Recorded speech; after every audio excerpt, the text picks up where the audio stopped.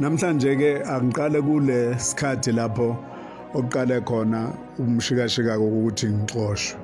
Kusho ukuthi bengibambe uhlelo noma bengibambe lomunye umsakazi kolunye uhlelo oluphakathi nezinsuku. Ngithi mangiliqeda nje sengihamba ke ngithi ngisemotweni ngithola i-call eqhamuka ku-producer walolu hlelo ekade ngilwenza. Hayi umphathi omkhulu uyangibiza, hayi ngiphuthumeke nami. Ufika ke kumphathi omkhulu ayi uhleli yedwa nje useboardroom lapha ahleli khona. Abese yangitshela ukuthi empeleni bengafanele nami ngabe ungenile lapha yanohlelweni. Ngoba manje sine pressure yabantu eninabo kuleli business lenu noma kule company yenu. Kathi ke ngizwe nje ususemoyeni nakhona ngengacabanga ukuthi ngikhiphe emoyeni ngabe ngathi hayi awuthi ngikiyeke usaliqedela uhlelo.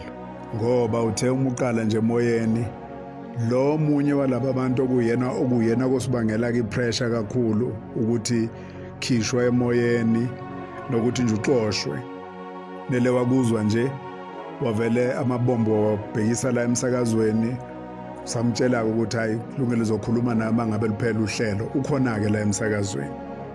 Kodwa ke engizokutshela kona manje ukuthi abesebeka incwadi la phambi kwami ukuthi incwadi yokumsuspenda leyo athi lapha sikhona ke manje ukusho ukuthi we will unschedule you ulimi ke lo lapha emsakazweni olusuke lisho ukuthi uyasuspendwa noma uyamiswa emsebenzini.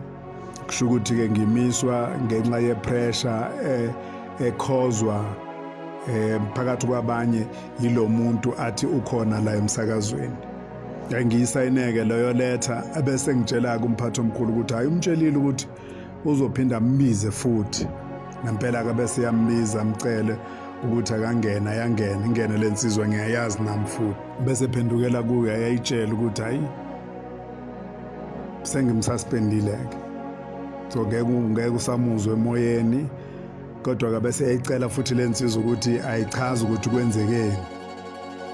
Ayichazeke insizwa indaba ukuthi kwenzekeni bese buyela kumina akabuze ukuthi ngizoyikhokhela nini lensizwa imali yakhe. Khumbula ukuthi umphathi kahle kahle kulona udaba lokuspace sakhe lo akangeni indawo kulolu daba kodwa ke phela ngoba umphathi kufanele ukuthi ngimphendule and ngenze commitment ke ukuthi ngizokwenza kanjani yiphi indlela engizokwazi ukuthi ngihlele ngayo. Sama ngingazwe nje ukuthi why bekubaluleke kangaka ukuthi umphathi atshele umuntu oyi-outsider ukuthi hayi usengimisile ke emsebenzini njengoba kade ngichazelile ukuthi ubekade ne-pressure eqhamuka kulo muntu ukuthi angimiswe emsebenzini. Kangiqala ukuzwa into enjalo. Hayi kuba ukuthi ke kuyahlukana-ke ngaleso sikhathi committee lokuthi hayi ngizokwenza luphi uhlelo nalensizwa hayi bese siyahamba ke siyahlukana.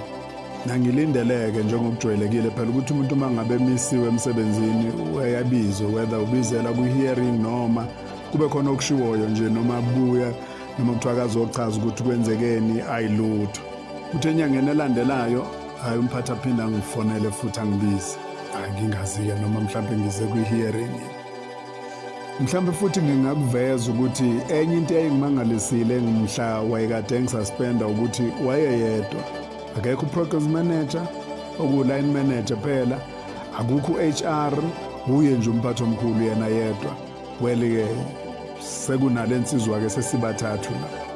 Hayi mayengibiza emva kwesikhathi esingangenyanga bese ngiyaya hayi mangithi ngiyafika nje umphathi hayi angitshela ukuthi hayi kuzoba khona sizojoyina u-HR kodwa kuzomfaka kulayini ngoba wayesehhovisi elikhulu eJohannesburg. Dayamfake ku-HR bese ke ngethulela ke indaba ezaba buhlungu kakhulu ukuthi hayi umsakazo decide ukuthi terminate contract with immediate effect. Aisha benginikeza lencwadi fanele ngiyisayineke phela. Hayi bese ngimtshela ukuthi hayi ngeke ngikwazi ukuyisayina ngizocela ukuthi ngiyisayine ngibuyise kusasa. Ayavume hayi kulungile abese ke eya ku HR ambuza ukuthi kukhona yena angafisa ukukusho athi u-HRI akukho angakusho akukho angakuphawula ukuthi kulungile ukuthi yonke into right. Okay, hayi kuba ukuthi-ke nami ngiyaphuma-ke sengiphuma nayo leyo ncwadi sengixoshiwe-ke njalo emsebenzini. No hearing, no meeting, no call. Akaze nje kwezi ngagcina ukuhlangana nomphathi omkhulu mhla wayenginikeza incwadi yokungisaspenda. Ngihlangana naye emhlanganweni wesibili uzokunikeza incwadi engixoshayo emsebenzini. Ngixoshelwa ikhampani ebithenga isikhathi la ekhaya. Akukho nololodwa usuku lapho leya khampani yakazwakala kulowa msakazo esikhathini ayingasithengile nololodwa. Nakuba inarrative eyinikezwa abezindaba nabantu nje in general kwakungazi ukuthi ngasebenzisa uhlelo engangilwenza noma inhlelo engangizenza ukuthi ngidayise ama-services ayenziwa ikhampani yami. Kwakungelona iqiniso lokho and bayakwazi futhi lokho. Ngamanye amazwi wawungangena completely nje umsakazo ekuthenini wawungaze kufike ukuthi ungihlanganise nabantu bekhampani nebusiness engahlangani nomsakazo, okwakukuthi nje kuphela ibusiness ithenga isikhathi emsakazweni. And yes, ngiyingxenye yomsakazo kodwa ngiyi-independent contractor, and umuntu oyi-independent contractor banayo i-right ukuthi babe nenkampani noma bahwebe ngaphandle komsakazo as long as leyo nto ingenayo i-conflict of interest emsakazweni. Ngizoyibamba lana le ukuze ingabi yinde kakhulu, ngizoyibamba la. Ngizoqhubeka kwenye futhi elandelayo ngikutshela ukuthi kwenzekeni-ke makufanele ukuthi ngibuyisele incwadi ngosuku olulandelayo.